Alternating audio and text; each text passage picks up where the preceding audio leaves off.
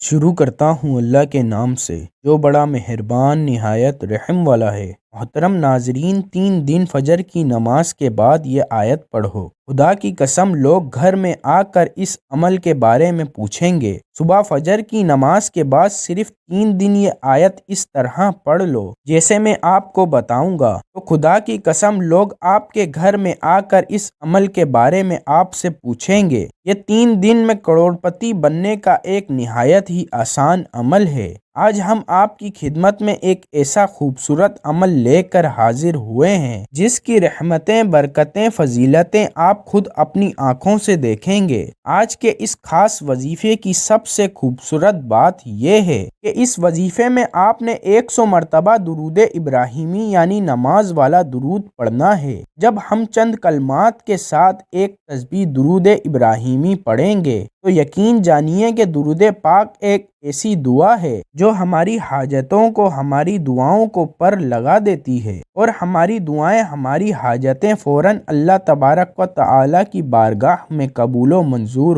ہو جاتی ہیں۔ محترم ناظرین، یہاں پر ایک اہم بات میں آپ کے ساتھ شیئر کرنا چاہتا ہوں کہ اللہ تبارک و تعالی نے آپ کو جس بھی حال میں رکھا ہے، سب سے پہلے آپ پرسکون رہا کریں، اس پاک ذات کا شکر ادا کریں۔ اللہ تبارک و تعالی قرآن کریم میں ارشاد فرماتا ہے کہ وہی لوگ مطمئن ہیں جو میرا شکر ادا کرتے ہیں، مجھ پر ایمان لاتے ہیں اور میرا ذکر و اذکار کرتے ہیں۔ لہٰذا جس حال میں اللہ رب العزت نے آپ کو رکھا ہے اس میں خوش رہا کریں، اللہ رب العزت کا شکر ادا کیا کریں، اور آپ کو جو بھی جتنی بھی توفیق ہو اس میں سے غریبوں میں صدقہ کیا کریں۔ حضرت علی رضی اللہ تعالی عنہ کا فرمان ہے کہ انہوں نے فرمایا کہ میں نے رسول اللہ صلی اللہ علیہ وآلہ وسلم کو یہ فرماتے سنا ہے کہ جو لوگ صدقہ نہیں کرتے، جو لوگ اللہ تبارک و تعالی کے راستے میں نہیں دیتے ہیں، ایسے لوگوں کو اللہ تبارک و تعالی بدترین کر دیتے ہیں۔ اللہ تبارک و تعالی کی راہ میں خرچ کرنے والے انسان اپنی قسمت میں وہ سب کچھ لکھوا لیتا ہے جو اس کی قسمت میں نہیں لکھا ہوتا۔ ناظرین، یہاں پر میں آپ کو نماز فجر پڑھنے کی چند فضیلتیں بتانا چاہتا ہوں۔ حضرت عائشہ صدیقہ رضی اللہ تعالی عنہا روایت کرتی ہیں کہ نبی پاک صلی اللہ علیہ وآلہ وسلم نے طلوع فجر کے وقت 2 رکعت نماز یعنی فرض کی شان کے بارے میں فرمایا کہ ان کو پڑھنا میرے نزدیک ساری دنیا سے زیادہ محبوب ہے۔ آپ صلی اللہ علیہ وآلہ وسلم نے فرمایا جو آدمی عشاء اور فجر کی نمازوں میں آ سکتا ہے اسے لازمی آنا چاہیے، اگرچہ اسے گھسیٹ کے ہی کیوں نہ آنا پڑے، یعنی گھٹنے کے بل یا پیٹ کے بل گھسیٹ کر آنا پڑے تو بھی آئیں۔ جو شخص فجر کی نماز کی حفاظت کرتا ہے وہ اللہ کے قریب ہو جاتا ہے، اللہ کی حفاظت میں ہو جاتا ہے۔ کسی کو حق نہیں کہ اس پر ظلم اور زیادتی کرے۔ جو اس شخص پر زیادتی کرے گا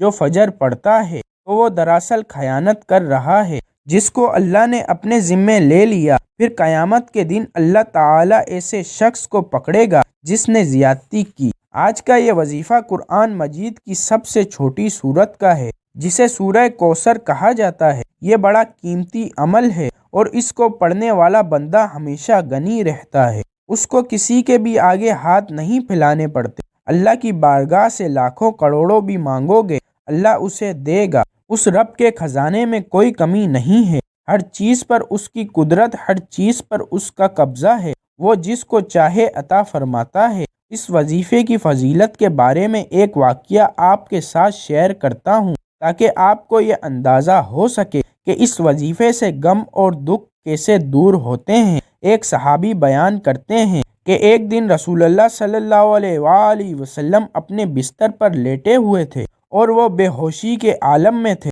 ان پر غشی طاری تھی، اور فرماتے ہیں کچھ دیر کے بعد ہم نے دیکھا آقا دو جہاں صلی اللہ علیہ وآلہ وسلم اپنے بستر سے اٹھے اور مسکرا رہے تھے۔ صحابہ بیان کرتے ہیں کہ ہم نے آقا دو جہاں صلی اللہ علیہ وآلہ وسلم کی بارگاہ میں عرض کی، یا رسول اللہ صلی اللہ علیہ وآلہ وسلم مسکرانے کی کیا وجہ ہے، اس میں کیا حکمت ہے؟ تو رسول اللہ صلی اللہ علیہ وآلہ وسلم نے فرمایا میرے صحابہ، آپ جانتے نہیں اللہ کی بارگاہ میں سے میرے اوپر ایک ایسی صورت کا نزول ہوا ہے جس میں اللہ تبارک و تعالی نے مجھے کوثر عطا فرمائی ہے۔ تو صحابہ نے عرض کیا یا رسول اللہ صلی اللہ علیہ وآلہ وسلم کوثر کیا ہے؟ تو اللہ تعالیٰ کے پیارے نبی صلی اللہ علیہ وآلہ وسلم نے فرمایا کوثر ایک ایسا جنت کے اندر سمندر ہے، ایک ایسا دریا ہے، ایک ایسی نہر ہے کہ جب قیامت کے دن میرا امتی پل صراط محشر کے میدان میں کھڑے ہوں گے، میں اپنے امتیوں کو اس میں سے ایک ایک جام بھر کر پلاؤں گا جو 50 سال کا ایک دن ہے۔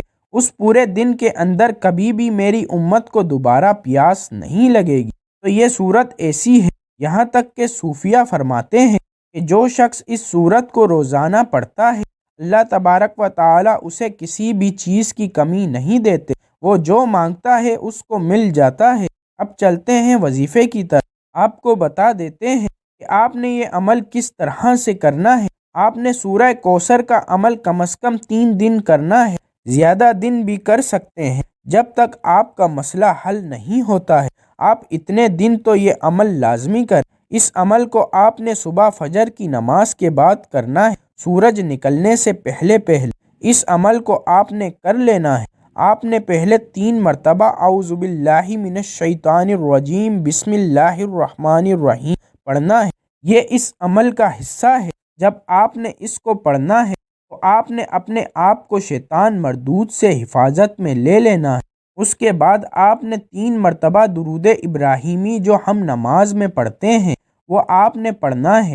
درود ابراہیمی پڑھنے کے بعد آپ نے 41 مرتبہ سورہ کوثر بسم اللہ الرحمن الرحیم کے ساتھ پڑھنی ہے، اور یہ سورت ہر غم ہر پریشانی سے نجات دلاتی ہے۔ یہ وہ سورت ہے جو حضرت محمد صلی اللہ علیہ وآلہ وسلم کی شان میں نازل ہوئی۔ مکے کے رہائشی جن کے سربراہ عاص بن وائل تھا، جو حضور صلی اللہ علیہ وآلہ وسلم کا مذاق بناتے تھے اور انہیں ابتر کہتے تھے، نعوذ باللہ، کیونکہ آپ صلی اللہ علیہ وآلہ وسلم کے بیٹے نہیں تھے جن سے آپ کی نسل پروان چڑھے، اور عرب لوگوں کے لیے بیٹے ہونا ایک نہایت قابل فخر بات ہوا کرتی تھی۔ آپ صلی اللہ علیہ وآلہ وسلم کے 2 بیٹے قاسم اور طاہر جو کہ بیوی خدیجۃ الکبریٰ رضی اللہ تعالی عنہا سے تھے، آپ صلی اللہ علیہ وآلہ وسلم کے دور میں شہید ہو چکے تھے، اور اب کوئی بیٹا نہیں تھا، جس کی وجہ سے آپ کو عرب والے ابتر کہنے لگے۔ اس سورت کا شان نزول آپ صلی اللہ علیہ وآلہ وسلم کے دشمنوں کے لیے تھا کہ اسلام اور قرآن ہمیشہ کے لیے ہے اور اللہ کی بات سچی ہے۔ بعض علماء کے مطابق اللہ کا جواب سن کر آپ صلی اللہ علیہ وآلہ وسلم کو بے انتہا سکون ملا اور آپ دشمنوں کو خوب پہچان بھی گئے۔ دعا ہے کہ اللہ تعالی میرا سنانا اور آپ کا سننا اپنی بارگاہ الہی میں قبول اور منظور فرمائے، آمین۔ ناظرین، آپ سے گزارش ہے کہ اللہ تبارک و تعالی کے 99 ناموں میں سے ایک نام کمنٹ باکس میں ضرور ٹائپ کریں۔ جزاک اللہ۔